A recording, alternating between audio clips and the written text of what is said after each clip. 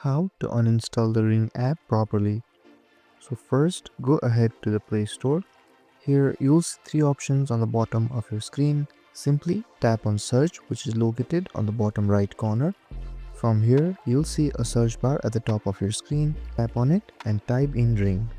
Then tap on the app, and here you'll see two options, uninstall and open. So simply tap on the left option called uninstall.